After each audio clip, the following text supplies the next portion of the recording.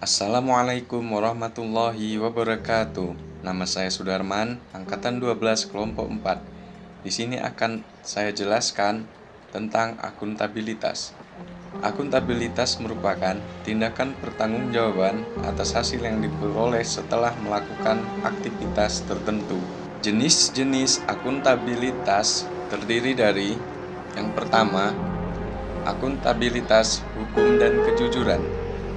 Yang kedua, akuntabilitas manajerial. Yang ketiga, akuntabilitas program. Keempat, akuntabilitas kebijakan.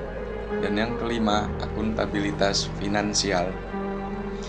Akuntabilitas hukum dan kejujuran ini terkait dengan dilakukannya kepatuhan terhadap hukum dan peraturan lain yang disyaratkan dalam organisasi. Sedangkan akuntabilitas kejujuran terkait dengan penghindaran penyalahgunaan jabatan, korupsi, dan kolusi.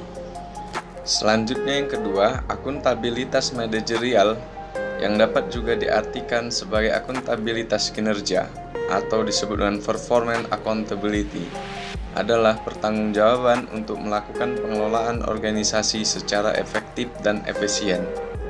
Kemudian yang ketiga, akuntabilitas program, yaitu terkait dengan pertimbangan apakah tujuan yang ditetapkan dapat dicapai atau tidak, dan apakah telah mempertimbangkan alternatif program yang memberikan hasil yang optimal dengan biaya yang minimal. Selanjutnya, yang keempat, akuntabilitas kebijakan.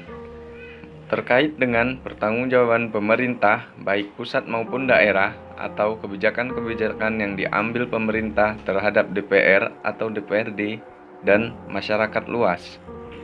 Selanjutnya yang terakhir, akuntabilitas finansial merupakan bentuk pertanggungjawaban yang dilakukan oleh lembaga-lembaga pemerintah dalam menggunakan dana publik secara efektif, ekonomi dan efisien, terhindar dari kebocoran dan pemborosan dana serta korupsi. Selanjutnya, nasionalisme.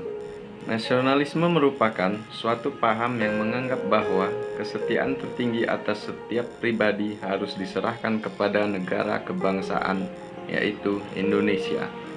Nasionalisme dibagi menjadi 3 kelompok. Yang pertama, nasionalisme kenegaraan. Yang kedua, nasionalisme budaya.